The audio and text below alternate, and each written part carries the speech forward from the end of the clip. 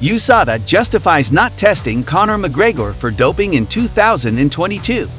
Conor McGregor is the only active UFC fighter who has yet to be drug tested by USADA in 2022. Since his leg injury, many fans are speculating that the Irishman may not return to the octagon, and the fact that he has yet to take his respective tests has only added to the rumors. In his defense, the USADA has said that once UFC athletes are enrolled in the testing program, they are subject to testing, even when they are not competing. Unless they notify the UFC of their retirement, their contract is terminated, or they are otherwise removed from the program. On the other hand, the USADA also said, if an athlete returns to the UFC, he or she must remain in the USADA testing pool for 6 months before being allowed to compete. For the time being, the UFC and McGregor have refused to elaborate on the matter. Charles Oliveira's coach thinks Islam Makhachev has better wrestling than Khabib Nurmagomedov. Charles Oliveira's coach is convinced that Islam Makhachev could have out-wrestled his trainer, the legendary Khabib Nurmagomedov. In an interview with PVZ, Alireza Noei acknowledged that Islam Makhachev is very good at wrestling, even better than Khabib, as he learned to be a wrestler before being an MMA and Sambo fighter. However, Oliveira's team is working on the way to counter Islam, and they are willing to do whatever it takes to get the win. What do you think about it? Do you believe Oliveira's coach is right? And who do you think is a better wrestler between Khabib and Makhachev? We'll be reading you in the comments. Dana White admits fight against Khamzat Chimaev wouldn't have been good for Nate Diaz. Dana White believes that Nate Diaz was lucky not to have faced Khamzat Chimaev, and he thinks things might not have ended well for Diaz if that had happened. While Diaz submitted Ferguson in the 4th round, Khamzat needed less than 2 minutes to finish his fight. That's why he knows Diaz was the luckier fighter of the night after comparing the results of both fights and seeing Kevin Holland's bloodshot eyes after being choked out by Khamzat. After you watch the fight, you realize Khamzat versus Nate Diaz would have been that wouldn't have been good. I don't think so. Yeah. Yeah. And Khamzat, I know the fans got pissed at him for not making weight and everything else, but Jesus fucking Christ. Yeah. What he went out and did to Kevin Holland. Did you see Kevin Holland post a picture the other day that his eyes were all red from the fucking choke? Yeah. I mean, holy shit. Yeah, I mean, That who guy's makes a quick work of him? Nobody makes quick work of him. 100%. Kevin, that was what, listen. Kevin can smile while he's in trouble in a fight. I love Kevin Iole. Yeah. Okay? I love Kevin Iole. Kevin Iole, we're at the press conference, he's like, yeah, that's what I expected. No, you fucking didn't. No way. You fucking No didn't. way. And if you really are honest in saying that you expected Khamzat to fucking destroy Kevin Holland, you're lying. There's just no way. Kevin Holland is a bad motherfucker. Yeah. George St. Pierre says how well Jon Jones will do in the heavyweight division. George St. Pierre knows a thing or two about fighting. After being asked in a Q&A session what he thinks about Jones moving to the heavyweight division, St. Pierre said he believes Jones has the skills to put on an excellent show.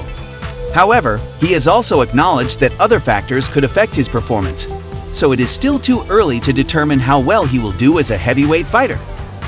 Jon Jones is known to be the best in the sport, but he never fought at heavyweight. It will be interesting how he will adapt to heavyweight.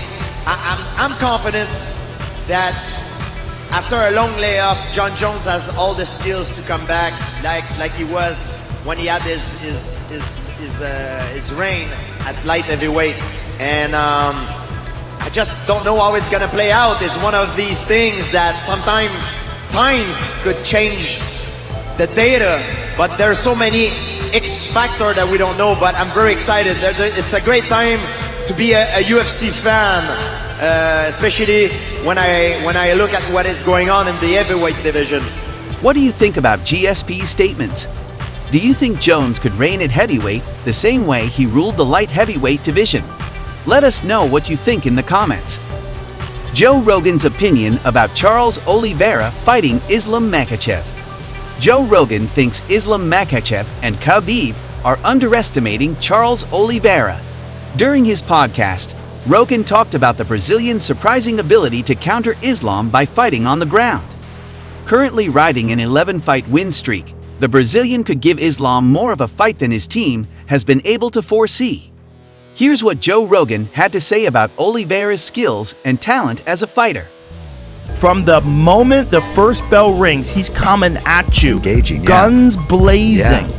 Oliveira's so different than anybody else. When he gets hit, he just lays on his back. Yeah. And he's like, come get some of this. So He's got the most submissions in the history of the sport.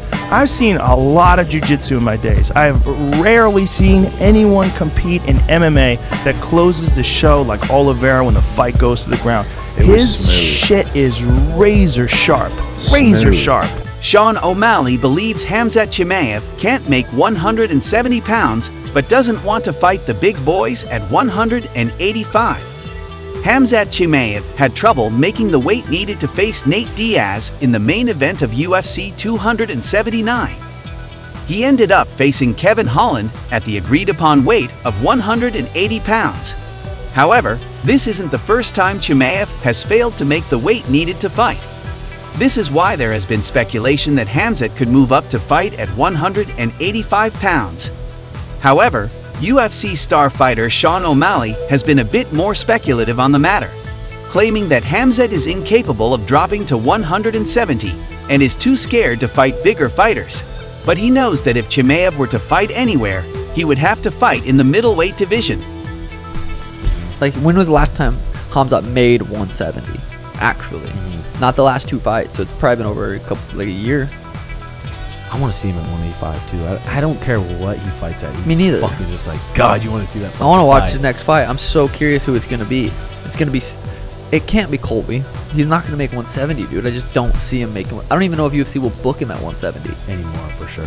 But it doesn't seem like he wants to go up to 185, which is kind of surprising because he is big and he's super fucking skilled, and he's got to be confident. But imagine if they book the him versus Boachina. See, that's what I'm saying. I don't know if he wants those fights up there. Yeah. Those are big boys. I definitely am excited for his next fight. I think it's got to be at 185. If you're the UFC, you can't risk him going to 170 again and then not making weight. You can't risk that. Yeah, for sure. Joe Rogan says he's done with UFC work once Dana White is gone. Joe Rogan has revealed a surprising clause in his contract. According to the Spotify star and UFC commentator, he plans to resign should Dana White leave the company. On a recent episode of the Joe Rogan Experience, Rogan said, "If Dana leaves, I'm gone. That's in my contract." The UFC president and the commentator have developed a great friendship over the past 20 years. In addition, White has said that the UFC's growth would not have been possible without Rogan's extraordinary talent as a commentator.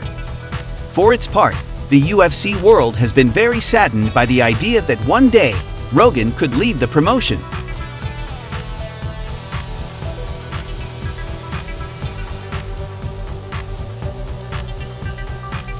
And another guy who deserves a ton of credit for helping build this sport and you know, during our era is Joe Rogan.